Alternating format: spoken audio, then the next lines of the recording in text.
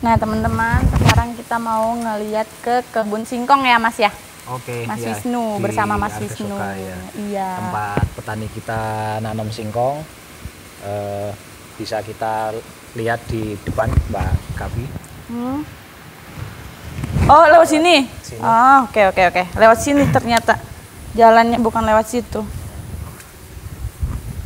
Kita jalan ke perkebunan singkong. Ya, jadi memang kalau untuk yang lokasi sini nggak hamparan luas sampai ratusan hektar gitu enggak ya, tapi dari petani mau nanam di pinggiran pun seperti ini bisa kita nanti akomodir hasil mereka gitu, tetap bisa kirim ke kita. Iya. Berarti meskipun nggak banyak tetap bisa kita beli gitu di iya. pinggir-pinggir seperti ini. Kalau ini umur sekitar 1 bulan ini Mbak. Yang ini segini 1 bulan nih. 1 bulan ini belum ada isinya. Ini baru 1 bulan dan belum ada isinya ya Mas, kalau masih kayak gini. Itu kalau singkong tuh ditanamnya ininya ya, batangnya gitu? Batangnya Mbak, batangnya terus ditancepin. Kalau untuk hasil lebih maksimal sih kita bisa dibikin lubang dulu gitu ya. Dibikin lubang biar tanahnya makin gembur, hasilnya nanti singkongnya bisa gede-gede. Iya, berarti kalau lebih bagus itu dilubangin dulu baru ditancepin itunya ya? Iya, batangnya. Si batangnya itu. Ini kebun apa Mas? Yang ini? Ini pohon waru. Pohon waru. Iya. Bener-bener kebun sekali di sini. Iya. Bener-bener kebun. Ini salah satu kebun milik petani kita, luasnya sekitar 1 hektar Mbak.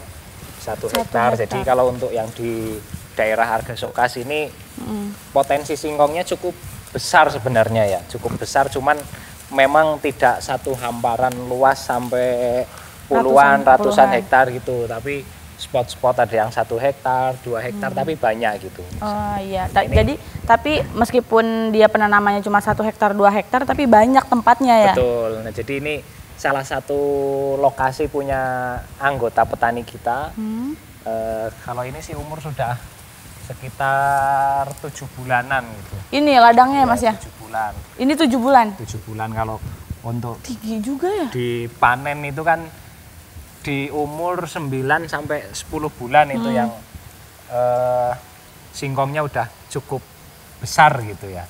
9 bulan Mas? 9 bulan, 10 bulan. Oh 9 bulan, 10 bulan, baru bisa dipanen? Ya kalau ini kan masih kecil-kecil ya. Sebulan nggak apa-apa dicabut Mas? Apa-apa. Itu udah ada isinya kalau 7 bulan ya? Udah, tapi kan masih belum maksimal, masih kecil banget gitu. Masih kecil. Oh kecil ya. Biasanya satu pohonnya ada berapa Mas umbinya? Umbinya bisa sampai 5-6 umbi gitu ya. Beratnya ya kalau bobotnya itu sekitar 5-10 kilo sih. 5-10 kilo? Iya, kalau sudah waktunya panen. Bahkan kalau dengan kita treatment dengan budidaya secara organik, terus budidayanya juga teknis penanamannya dengan teknis penanaman yang benar gitu ya, kita lobangin dulu, terus pupuk organiknya juga disesuaikan dengan standar.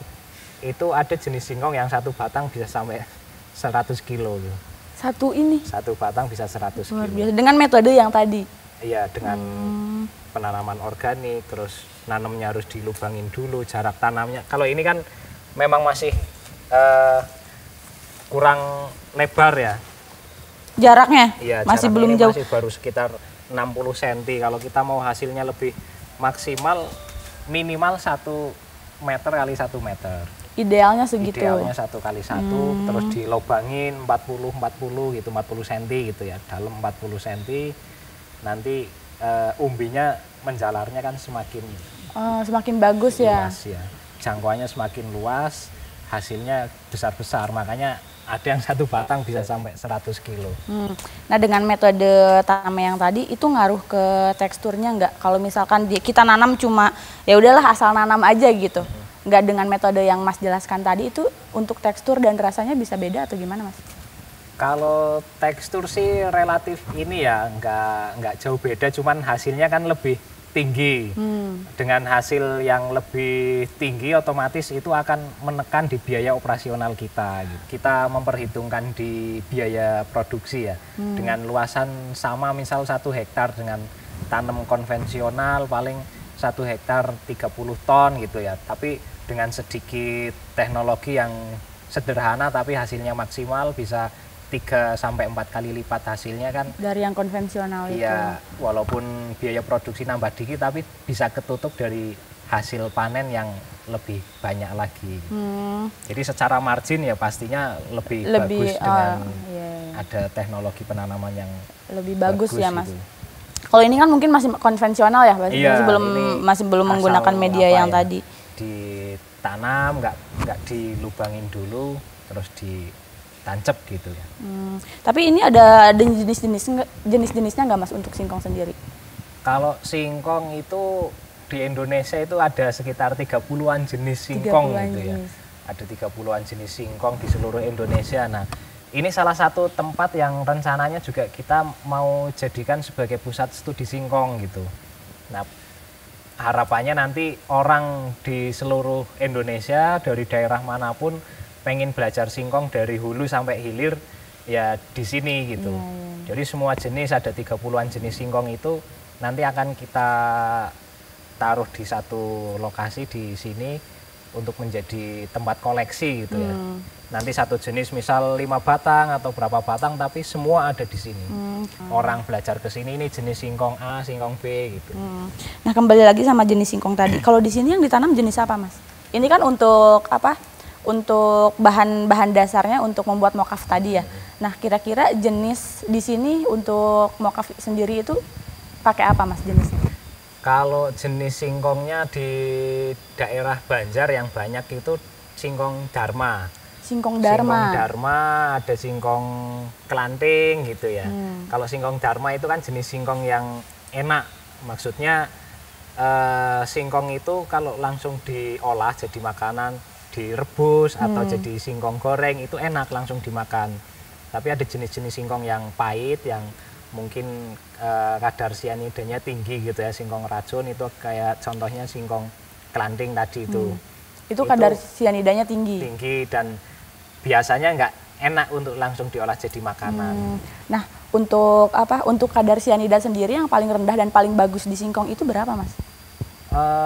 Kita standarnya di bawah 5% ya. Di bawah 5%. Iya. Itu Tapi baru bisa dibilang bagus. Itu memang justru dari singkong-singkong yang pahit itu malah lebih bagus gitu. Kenapa Mas kok bisa lebih itu, bagus gitu? Lebih ke ini ya, lebih ke kandungan airnya, kadar air, terus nanti hasil dari rendemennya itu lebih tinggi dibanding singkong-singkong yang enak gitu. Yang sianidanya rendah. Oh, gitu. Kalau yang ini jenis apa, Mas? Kalau ini Dharma. Dharma, berarti kadar sianidanya nggak terlalu tinggi ya, daripada yang Kelanting tadi. Betul. Tapi ini digunakan untuk mokaf juga? Mokaf juga bisa. Jadi prinsipnya untuk membuat mokaf sebenarnya semua jenis singkong sama gitu. Cuman bedanya di treatmentnya aja. Kadar airnya biasanya yang membedakan. Semakin rendah kadar airnya, padinya semakin tinggi kan itu mempengaruhi di rendemennya. Kayak contohnya misal kita bikin 100 kilo bahan baku, nanti ada yang jenis singkong enak paling nanti jadi tepung cuma 25 kilo gitu. Tapi dengan jenis singkong yang pahit, yang singkong racun gitu ya, itu nanti jadi hasil tepungnya bisa lebih tinggi, bisa 28 kilo, 30 kilo gitu. Berarti emang nggak ada kriteria khusus untuk mokaf itu ya? Tidak ada. Jadi yang penting si singkong ini nggak cacat gitu. Dalam artian di dalam singkong itu biasanya kan ada hitam-hitam itu rusak. Nah itu kita waktu pengupasan, pencucian sekaligus kita ada sortasi di situ, disortir nanti yang jelek-jelek kita singkirkan. Oke. Di sini pengelolanya siapa Mas? Pengelolanya ada. Oh, ada ibunya ada itu ya? Ibunya petani di sana. Berarti Masnya hanya mengawasi aja ya? Iya, kita mengarahkan. Untuk quality control kita kan memang mulai dari proses budidayanya sampai proses pembuatan tepung kita dampingi terus gitu. Selalu didampingi, berarti ketiga klaster itu selalu didampingi ya Mas? Iya, kita ada apa namanya jadwal untuk pertemuan rutin gitu ya, pertemuan rutin ya kita membahas ini untuk petaninya ya terkait dengan budidaya, terus ibu-ibu perajin mokaf itu terkait dengan proses pembuatan tepung gitu. Jadi supaya kualitasnya terjaga terus. Oke, luar biasa Mas. Ibunya ini ya. Ibu permisi. Permisi. Mas, aku ngobrol sama Monggo, ibunya monggo. juga. Kasih ya Mas Wisnu. Sekalian aja kali ya kita bareng. Ibu misi. Namanya siapa Ibu? Ibu Mukminati. Ibu Mukminati. Iya. Ibu yang ngelola ladang di sini. Iya. Ibu yang ngurus ini sendiri Ibu mengelolanya. Ya, enggak ada. Oh, ada teman-teman yang lain. biasanya, ya. Tapi Ibu yang lagi di sini. Ada yang nyangkul. Yang nyangkul biasanya siapa Bu? Yang nyangkul ya Kelompok tetangga. bapak-bapak. Ya laki-laki pasti ya, masa ibu nyangkul. Tapi ada juga ibu. Ada ibu-ibu yang nyangkul. Ibu ini di sini lagi ngapain Bu? Ini mau apa? Bersih-bersih. Nyabut Rumput. rumput, iya. Oh, ibu yang merawat. Iya. Oh, gitu. Ibu udah berapa lama Bu merawat singkong di sini Bu? Ini udah puluhan tahun.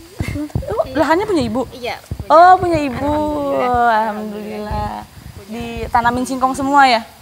Ya, ini sih masih macam-macam. Oh, macam-macam. Enggak singkong semua berarti tanah punya ibu ya? Tapi kebanyakan singkong lah ya.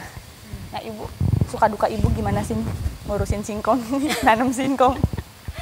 Suka dukanya gimana ya? Saya emang udah apa ya? Besarnya emang dari singkong. Oh, besarnya dari singkong. Emang Besarnya Anak singkong. anak singkong. Anak singkong ya, dulu makanan pokoknya singkong. Gitu. Makanan pokoknya singkong, terus lauknya juga pakai daunnya itu di sayur. Ibu tadi lagi bersih-bersihnya gak apa-apa Ibu, nanti aku ikutin Ibu aja kalau lagi bersih-bersih biar nggak ganggu. Iya. Bersihin rumputnya ya Bu ya? Iya, ini kan harusnya sih pakai itu, pakai cangkul. Oh, ininya biar dibersihin ya Bu ya? Ini kan biar isinya bagus. Ini dirawat pakai cangkul. Namanya apa sih? Matun lah, diwatun. Oh, kalau di sini Kalau diwatun ini sih namanya. udah hampir Panen. dicabut, ini udah. Oh, ini udah isi. mau Kalau dicabut ini. umur 3 bulan, 4 bulan Harus dibersihin. Dibersihin. Ibu biasanya di sini berapa orang Bu yang ngurusin ini? Di sini ya 3 sampai 4 orang. 3 sampai 4 orang yang mengelola ini. Biasanya singkong yang dihasilin sebanyak apa Bu? Kalau panen?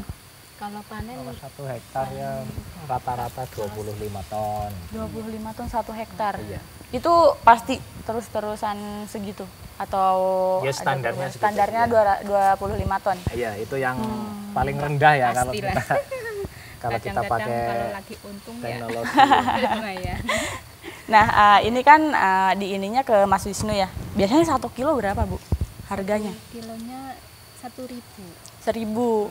Berarti 25 ton dapat berapa tuh Bu? 25 ton. Hitungnya pusing ya. Apa ya, sekilo 1.000.